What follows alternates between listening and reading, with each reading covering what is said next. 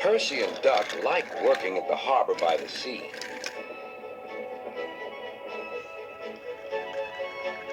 On a clear summer's night, there's no better place to be.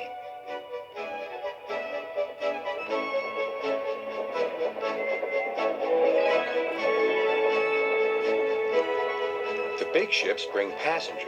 Cargo ships carry machinery and other things. Duck and Percy puff backwards and forwards with the crates of cargo as they are loaded and unloaded by the quayside. One morning, Duck and Percy noticed that the horizon was packed with sails flapping against the blue sky.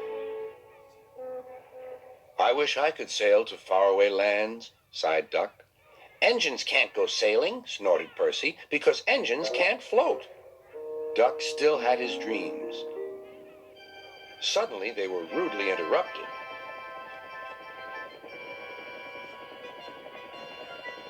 "Wakey, wakey," hovered Harold. "I'm looking at the boats," replied Duck. "That's the regatta. Lots of boats, lots of races, great fun. I hover around in case I'm needed." "Do you go to the horizon?" asked Duck. "Yes, and beyond." "I didn't know there was a beyond," whispered Percy. "Do you go to other places at sea?" continued Duck. "Certainly. I can land on ships, you know, anywhere, anytime. Goodbye." Duck sighed. He went on talking about the regatta all day. Percy lost patience. "Well, Duck, I'd rather have my wheels on solid ground. Our rails can take us to all the places we could ever wish to see."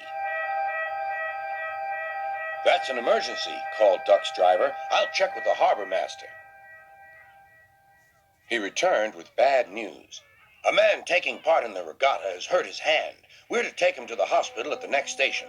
Harold's bringing him now. Come on."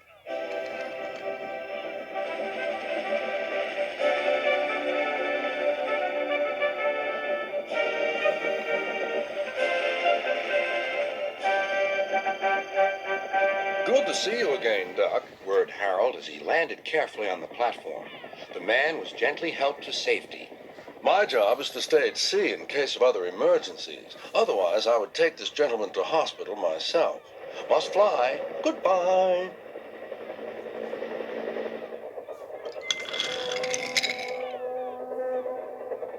Duck set off on his journey.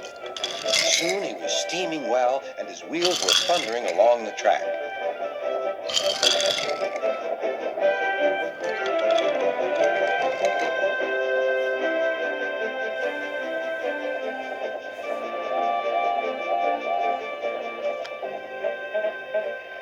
When they reached the station, the man thanked everyone, and Bertie got ready to take him to the hospital. "You look splendid flying along the line, Duck," glowed Bertie. "No wonder they call you Great Western." "Thank you, Bertie."